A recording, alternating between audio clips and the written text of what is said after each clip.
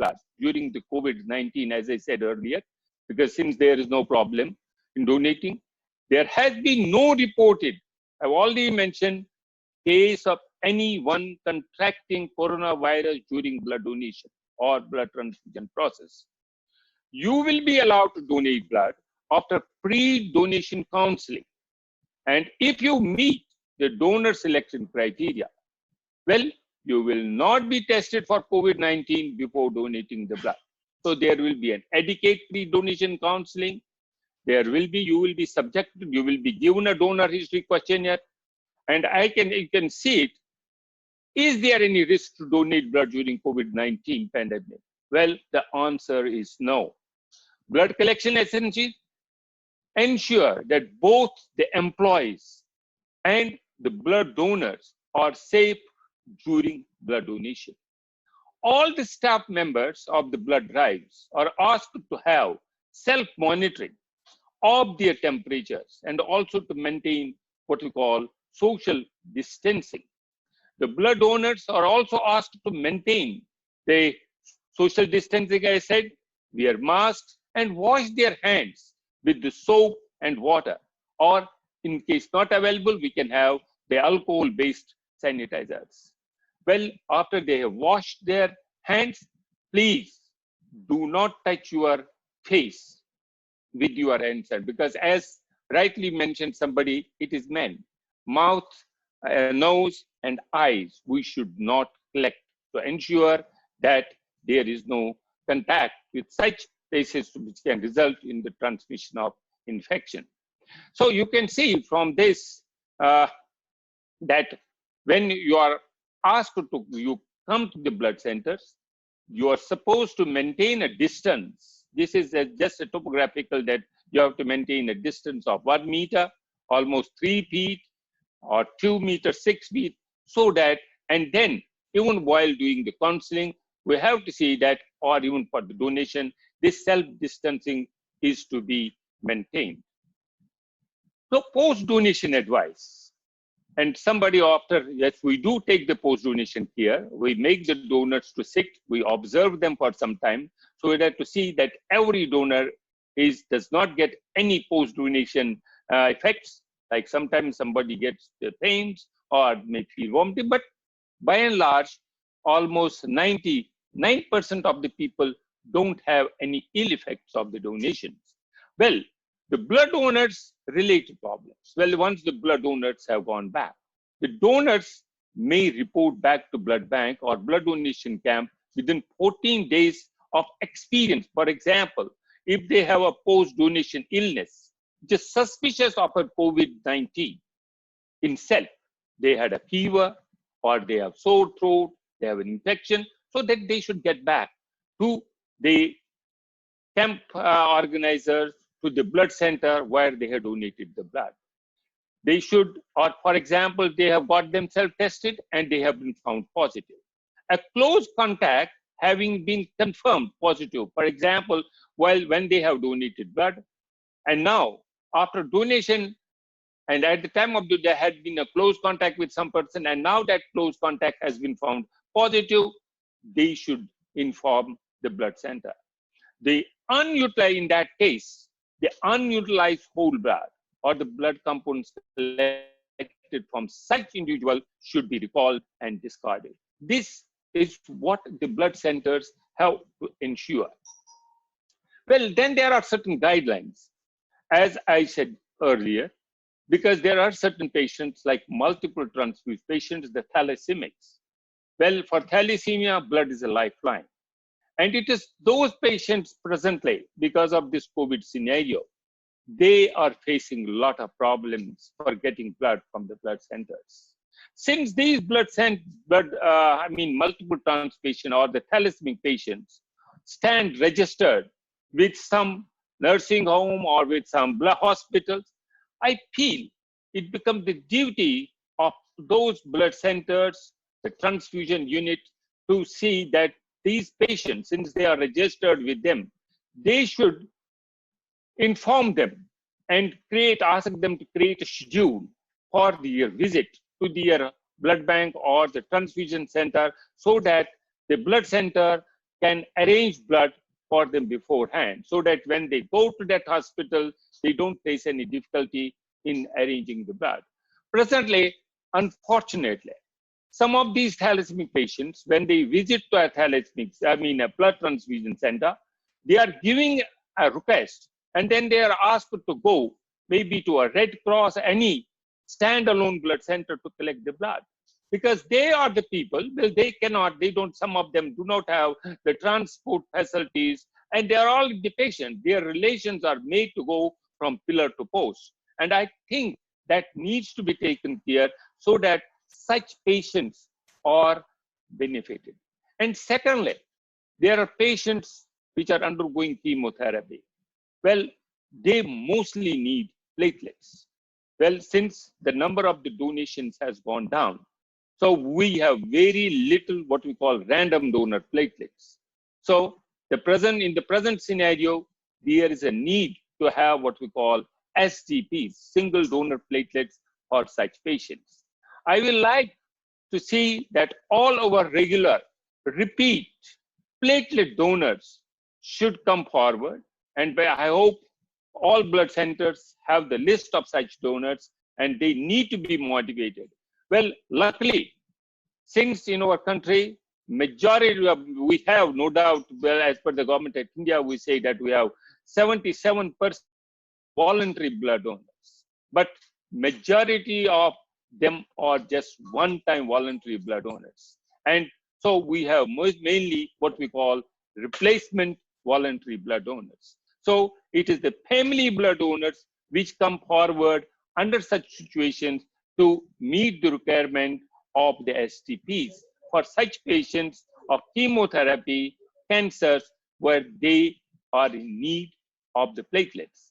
One thing good is, because these platelet donors can donate platelets twice a week, and they're without any ill effect on their body. Well, a lot of things are coming forward. Most of the time, the people are asking, is there any treatment? Well, till date, we don't have any vaccine, or although some people are claiming that they have identified monoclonal antibodies. And well, one thing which is a hot topic these days is the plasma therapy. So before talking on the plasma therapy, I will like to tell you, what is this? Well, before that, one has to know what is plasma. The blood, in a layman's language, is a river of life. The composition of the blood, it has two parts. It has a cellular part, it has a fluid part. The cellular part is made of red cells, the white cells, and the platelets, which constitute roughly around 45% of the blood. And the fluid part, that is called the plasma, which constitutes 55%, is primarily made of 92% of water. And then it has plasma proteins, it has electrolytes, it has waste, enzymes, coagulation factors, waste products. And one thing, since the majority of the plasma is made of water, so, well, again, one can donate plasma almost. So plasma donations are, again, very safe. So this plasma therapy, once we talk about it, because it is the collection of plasma from the donors, well, not in the context of the COVID-19, because there is even people do have the plasma collection. We do plasma collection by doing serial for fractionation centers, where we collect the plasma, and this plasma is sent to the plasma fractionation centers for making what we call blood products like immunoglobulins, albumin, factors. Well, now coming to the plasma or the convalescent plasma. So what is convalescent plasma? It is based on the concept of a passive immunity, where the antibodies of some disease develop in a person. Once they get infection, they develop some antibodies. For example, in the case of a COVID-19 patient, the plasma collected after recovery is called convalescent plasma. Well, patients' eligibility criteria for plasma therapy. Well, Government of India under the ICMR has taken up it as a project. And so the plasma for the patient, who are the patient, who are eligible for this? Well, it is presently going as a research or sort of an experimental stage. It is a research project. And initially, there were around 25 centers which were recruited all over the country. But now I have been given to understand now 50 centers have been, because lot many centers wanted to do it. But let me tell you, it is still at the experimental stage, because although some centers have said that it's good, but some centers have said still being accurate, because unless we do the control trials, we cannot say whether it is good or bad. So which are the patients? So firstly, laboratory confirmed COVID-19 patient. Severe or immediately life-threatening COVID-19 defined by one or more of the following. That is, the patient has a dyspnea, that is the shortness of the breath. The respiratory rate more than 30 per minute. The blood oxygen saturation less than 93%, and do have what we call lung infiltrates more than 50% within 24 to 48 hours. The life-threatening disease defined as one or more of the following. That means the patients have what we call the respiratory failure, they have a septic shock, they have multiple organ failure, or once they have such type of the symptoms, then we have also to take an informal consent from the patient. Well, one cannot do this type of the therapy or advocate this type of the therapy on a patient without taking an informal consent from the patient. So the best part after, because there are certain patients, because basically, as I said, there are 3 stages. Well, usually it can go unnoticed without any very mild symptoms. Sometimes somebody gets a lung congestion, or sometimes they get what we call a cytokine burst. They have what we call the sort of a pneumonitis. They can have cytokine release. They result into the microthrombi. There is a thrombosis. There is a DIC type of the picture, which results into multi-organ failure. And in such cases, those who land in the ICUs, they went on the ventilators. Maybe in such patient, there we may advocate this type of the therapy. Now, donor selection criteria for collection of this COVID plasma. The donor should meet the donor selection criteria as usual. Well, it is not that we only buy somebody who has got the COVID-19 disease, but we have also to see that these donors meet the donor selection criteria as usual. That means, besides, then additionally, the donor eligible for collection of plasma by plasmapheresis. What we mean by plasmapheresis? Plasmapheresis means the collection of a plasma, and we take out the plasma and rest of the blood, that is the red cells, white cell, platelets, are given back to the donor patient. Well, it is based on the principle of centrifugation and the specific gravity of the various blood components. There is a need to have the evidence of the COVID-19 documented by the laboratory test. That means the patient who had the COVID disease, and we had done the nasopharyngeal swab, and we have done the PCR test, and we have found that there is a COVID-19 documented laboratory evidence. Then a diagnostic test, as I said, and then there is a serological test. That is, there's a COVID antibodies after the recovery.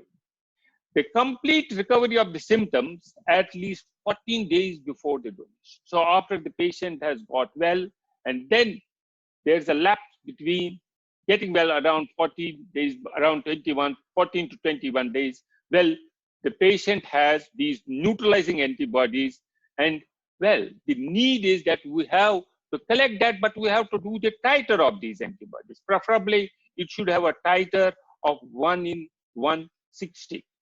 And if it is not available at that time of the procedure, it is always advised that those centers which are collecting that convalescent plasma should store the plasma samples for estimation at the later date. That's very important again, because some of the centers who have already collected the plasma, they should do it. or some of the centers have already given the COVID, but I don't know whether they had done this antibody titers, because that will have the reflection whether there was an adequate titer of the antibodies in that plasma or not. And that is the reason why, because when it gets into the study, we have to compare it, we have to see the placebo, we have to see the control arm, and then only we can see whether it has been effective or it is effective or not. Now, I stop here, and I think there will be questions, and I can, because primarily this I thought will go a long way in helping you to get out of the scenario in the present day.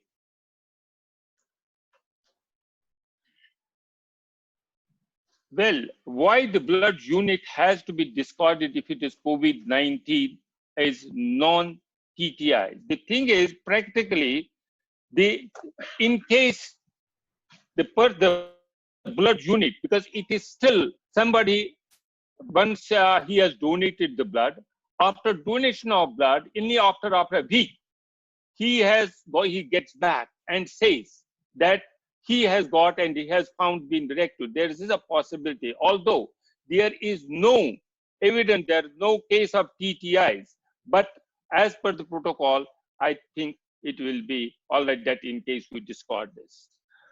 Then there's another question: what is the special precaution to take in the blood bank in this COVID-19? I have already mentioned that for the blood donors, we need to see that the blood donors need to be streamlined. There should be a proper social distancing of the blood donors. As I said, 1 minute I can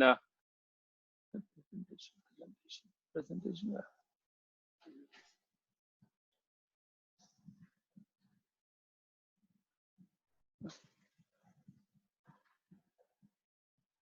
As I said, there is a need to have a social distancing.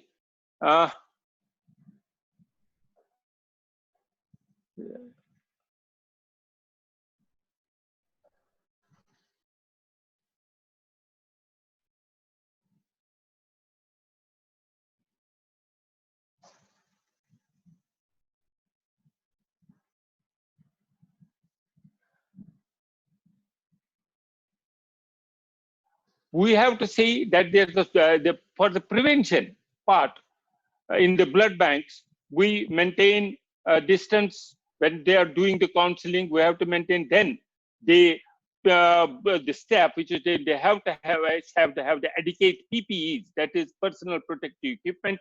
They should wear the gloves. They should have the mask. They should have the cap, and also asking the donors before they can wash their hands with in case there is a possibility. There is always should be a provision of soap and water. They should have the sanitizers available so that they can give the donor, so that that is taken care. So that is one thing which all the blood centers should have it, and then they should maintain the social distancing. Yes. Thank you, Makru sir. There are actually 3 questions which are almost all the same type of questions by Dr. Apurva, by Dr. Purushottam, and from New Bhopal Blood Okay, Bank there's a question from Dilip Bhavasa. What if after donation finds to be a positive, and what has been done given? I have already told, if it is just within short time, I think we have to discard. Here we require, and we should recall that units, and we should discard them. So, sir, and then there's another question. No, in that question only, sir. Sorry to interrupt. Mr. Purushottam is asking from Malleswaram Voluntary Blood Bank, Bangalore, that yes, what if somebody we find positive later, as you already answered, but what if in that case government asks us to shut down our blood bank? So he wants any answer to that. Well, the thing is, because basically, in case you have taken, it does not matter. Basically, if you had a patient, well, there is because now then you have to do the fogging, you have to sensitize the area.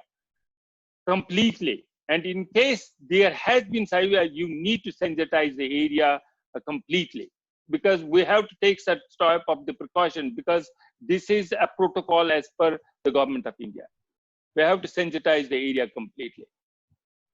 Okay. I think these were the only questions, sir. There is one more. Or no? Any other question? Should we inform patients about the blood given to him was positive? No, Dr. Dilip is asking this again, I think. No, Dr. Dilip, should we inform patient about the blood given to him was positive? Well, practically, since we don't test the blood, because it is not, because the blood has not been tested, because under this scenario, we are not testing the blood for the COVID-19 infection. And so, well, since we are not testing, we don't know whether there has been infection. There is no need to tell the patient about whether we had he has received a COVID positive or COVID negative blood. We not. But in case the donor gets back to the blood center, well, he gets, after donation, he goes back, and maybe after 3 or 4 days, he gets the COVID related signs and symptoms. He gets fever, he gets sore throat, and then he gets to know that his immediate contact had got a COVID disease, which was confirmed, and he informs this to the blood center. In that case, if there are that whole blood or even blood component, they need to be recalled and they can be discarded. But in case it is transfused, well, there is no need to inform, but we can keep a track of the things. But by and large, as I said, there has not been any case of transfusion transmitted COVID disease till date.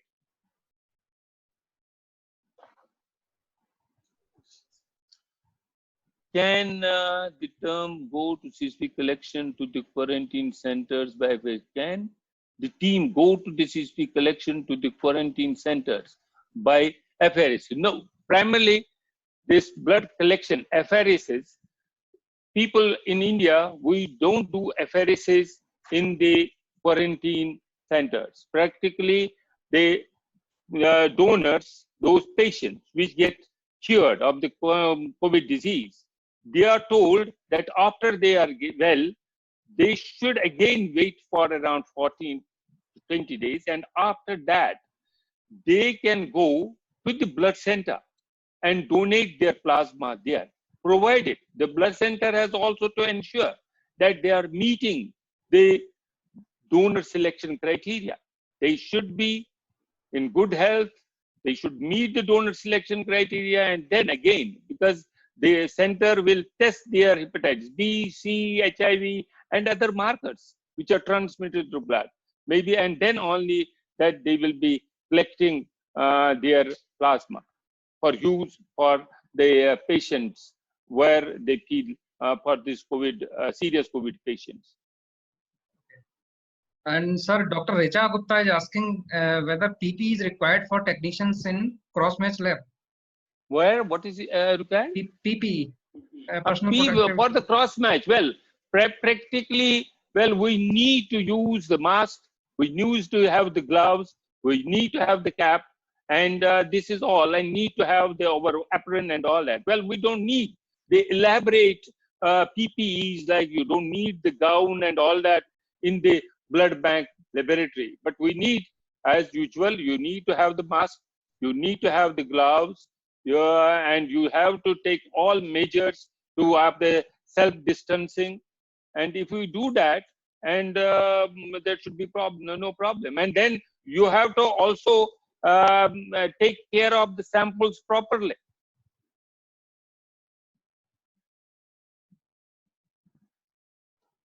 What if the donor, 1 minute, Richa Gupta, and from... If aerosols can transmit. Yes, aerosols, as I said, it's a droplet infection. And that is why the people are said that you need to have these masks. But then there are fomites. Well, you have to sensitize the area, because actually I would like to tell all my blood bank people that once they get into the blood bank, they should make sure that they clean their workplace adequately. They should not depend upon only on the lab attendant and all that, but they should themselves also see where they are working. They sensitize the area. They can use the sensitizers. Well, we use around 1% sodium hypochlorite, bleach and all that. That can take in care, because we have to, nowadays, we have to protect our own selves. And if we protect ourselves, that is the best protection what we can give. Don't rely on anybody whether that they feel, yes, my area must have been cleaned. We should be doubly sure to protect ourselves. Currently, there is no facility for the neutralizing antibody titer. Yes, it is only at NIV Pune, and the conventional plasma is transferred and later found not to be desired titer. Well, that is why it is needed. And actually, as I said, the titer has to be 1 in 160 or not less than 1 in 80. Well, it depends on, I don't know, because I cannot throw up without, because this is now, since this is this is the project under the ICMR, the people have to do it. And that is why once all these centers, they will be compiling the data, all these things will be seen. Then from Om Prakash Benuwal is, sir, Government of India research, 1 minute, Government of India research team, repair 0.63 microns filter for plasma filter, please such a micron filter for plasma filter. Well, there is no need. Well, you can transfuse this plasma through a normal blood transfusion set. There is no special filter for this, because there are certain, what I can tell, as regard the plasmapheresis is concerned, the plasmapheresis is to be done on a special equipment called cell separator. And there are special cell separators that is called PCS, plasma cell separator. And whereas the present cell separators, what we have, most of the blood banks where they harvest platelets, you get a concurrent plasma. And you have to go, once we do program the procedure, you have to see that you put platelets and other things like 0, and so that you can collect. But the difficulty is, because those kits where you getting plasma as concurrent plasma, those kits are costlier. Then the kit, when what is meant only for the plasma collection, they are almost half the price. And so practically there are some machines like an MCS machine, it's a small versatile cell separator, and from the Haemonetics. Well, other equipment can also collect it, like we have Comtac, we have other from the Terimo also, but there we get usually a concurrent plasma. And here, in that case, only we collect the plasma. We had earlier, well, we used to have AutoC, but that equipment has gone out of the market now, where we are. But there are plasma collection machine cell separators around. Primarily, those machines are utilized for the plasma fractionation centers to collect the plasma, so that there they have a serial plasmapheresis program to collect the plasma for the plasma fractionation units. Unfortunately, in India, we don't have this facility, because we don't educate the collection of the plasma from the donors or the plasma collection by the cell separator or apheresis program. In the current situation, ideally, any blood unit collected should not be used for transfusion for minimum 15 days. Yes, well, this is all right what I said. In case somebody gives history that we have, but it is not that 15 days, it is not like that we have collected the plasma, we should not use it for 15 days. Well, in case the particular donor, he reports back within a couple of days or so that he got unwell, he had the history of fever, he had a sore throat, then we have to recall that unit and we have to discard, and we have to give the benefit of doubt to the patient. Bharat Singh, thanks for the useful information. Thank you very much, Bharatji, from admin. And then we have personal Mohan for everyone. Sanjeevani Blood Bank, Pune. Thanks for the nice, thank you. Many doubts got cleared. And no one, I don't think there's any other question. So this is the question. Whole blood collection and separating plasma will also use 200 ml of the plasma, and it will be cheaper. Yes, this is because practically speaking, to be honest, I don't know, because I wanted to know what is actually the dose which is to be used for neutralizing the COVID-19 antigen by these neutralizing antibodies. And so, well, you are right that we can collect 200 ml of the plasma. In case we collect 450 ml of the blood in a triple bag, we'll have, because basically when I asked somebody, well, you do collect almost 600 ml of blood plasma in a cell separator, how many patients? They said, some people said we use it for 2 patients. Some people said, well, we collect the plasma from 2 donors, and then when we use it, we use twice. That means we give 200 ml of plasma first, and then we give 200 ml of the plasma. And some people ask me that we use plasma from 2 donors. We give the benefit to the patient. Maybe since presently we don't know what is the titer of this plasma, so they thought that it is better that we use the plasma from 2 different donors, so that maybe one donor did not have the adequate titer of the antibodies, the other may have it, maybe that may help.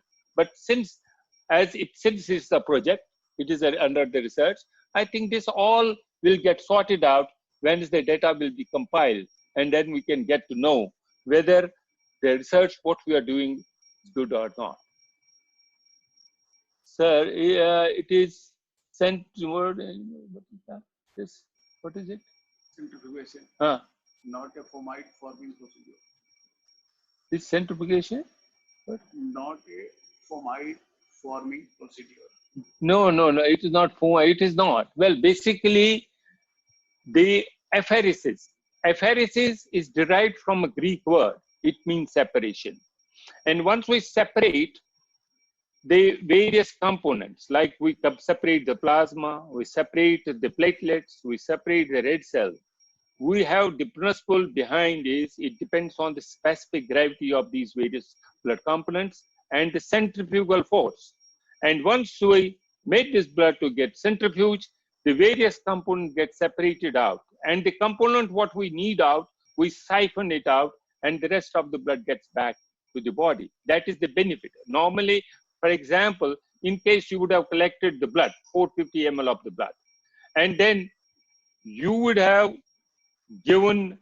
taken out the plasma, what you will do? Practically, as we are telling most of the people, because there's definitely so many thoughts whether we should use that red cells or not. Still, it is debatable.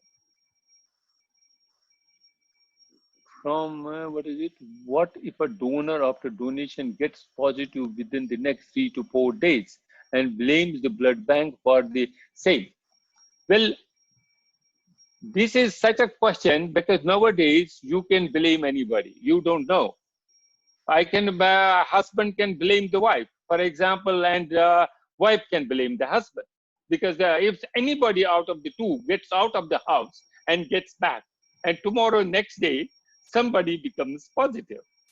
Well, whom they will, because nobody knows, because as I said, it is an invisible viral infection, because you don't know where, when, how you contacted this infection. So only thing what we can take, we have to take the precautions, and the precautions as per the Government of India advisory, we have to make sure we maintain social distancing, we use the masks, we have the hand hygiene, wash our hands with soap and water, and once we get, for example, we have gone for a work, we go to the hospital. Well, I also go to the hospital, and actually once I come back, well, I take my shoes, take it off, put it on the side somewhere, and then I get to my washroom and take off my clothes and put them in the washing machine, and then take a shower, and then I go and have something. So I think we have to take adequate measures, the precautions to prevent ourselves. And in case we do that, I think we will feel. But rest, still there is a provision of getting the infection. And sometimes it's difficult, but we have to take the preventive measures to ensure that we are safe. Storage और कोई question? Storage of red cell concentrate at 4 degrees can kill the Storage virus. of the red cell 4 degrees can kill the virus. No. Well, it does not. The lethal temperature, well, it is very sensitive to the pH. Acidic pH kills it, but the temperature of 4 degrees does not and affect the virus. It can remain viable. 4 degrees. And secondly is plasma should be ABO and RH compatible. Well, by and large, if it is a small volume of the plasma, because as I said, the blood volume of a person depends on the body weight of a person. And if it is almost, say, 70 kgs man, well, we'll have roughly around 5 liters of the blood. And in case it's hematocrit, and in case he has a hemoglobin of, say, roughly around 14, well, he will have normally about 55% of the plasma. And so when we will, he will get this much, well, 200 ml of plasma will get diluted out. But preferably in case we have a group specific plasma, in case we have to give more, otherwise there should not be much problem. What is life of virus in blood? Does leukoreduction anyway affect the lifespan in products? Well, leukoreduction is a different topic in itself. The leukoreduction means when we are getting rid of the leukocyte. The leukocyte content of the whole blood is the tune of 2.5 to 3.5 into 10 raised power 9. And in case you will bring it to 1 log leukoreduction, we call it critical leukocyte antigenic load. And this is sufficient to prevent what we call febrile non-hemolytic transfusion reaction. And in case you bring it to 3 log leukoreduction, that is called critical leukocyte immunogenic load. And that prevents most of the transmission of the lymphotropic viruses like CMV, HTLV, and also EBV. But I can't say at offhand whether it takes care of the COVID-19 virus or not. But and another thing, the leukoreduction has other benefit because that is the topic, different topic in itself. What is it? What is the life of virus blood in a stored component? What is the life of virus in blood and its a stored component? Well, as regards, for example, in case you have it in the plasma, well, it can remain for a long time. I mean, but the because basically when somebody gets infection and after the infection, and in case the body has a very good immune system, well, he responds by forming the antibodies. And it is these antibodies, what called neutralizing antibodies, which help the patient to get well. And that is another, because basically that is one theory which is getting against the plasma therapy, because the people say when we give plasma therapy, that results, that inhibits the formation of the indigenous antibodies in the patient. And that results so that weakens the immune system of the body. And the patient does not make his own antibodies, because this is one. But there are certain people, they have done, for example, when there has been a serious disease and there has been lot of release of the cytokines, and people have gone even what we call plasma exchange. They have replaced the whole of the patient's plasma and with the normal plasma. Well, there are reports like that. Well, because the patient's having septic shock, patient having multiple organ failure. Well, because all these people, because basically when there is a serious patient, well, he wants, or even the people, they want to get all this type of the research to see anything what may help the patient to get out of this disease.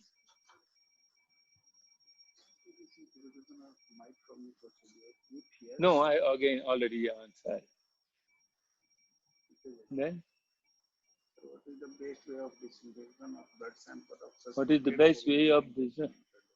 disinfection of blood sample? Well, we have to put it in the 1% sodium hypochlorite, because basically that is a protocol, because all the samples, after you have done your grouping, cross-matching and all that, they need to be put into a bucket which has a sodium hypochlorite solution, and so that they get, and then they should be sent for the autoclaving and other measures as per the hospital waste management protocol. Centrifugation not a fomite forming procedure? What? Huh? No, centrifugation is not a fomite procedure. No. Thank you very much. Well, I hope I have been able to just see and tell you something about this COVID-19 infection and as regard the blood. But what I will like to say that I will like to request all voluntary blood donors to come forward, get registered with their respective blood banks, and keep on donating blood for the benefit of especially those patients who are regularly need blood transfusion, like thalassemia, leukemias, dialysis patients. And I think your contribution can be a life-saving for such patients. And I will also like that the government of India and even the state government should strongly think that we need to have the centralized blood collection and testing, like milk supply, so that we have, and this will reduce the processing charge of the blood.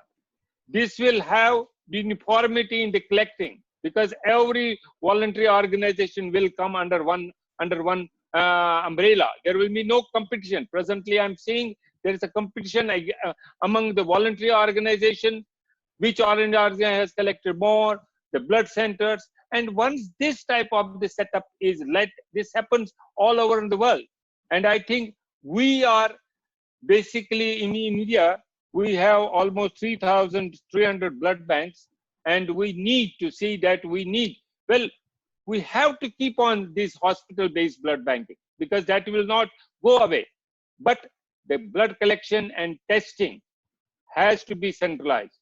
The hospital-based blood banking program has to continue, because the blood transfusion specialists have to do a much more job in the hospital setting while working on their patients.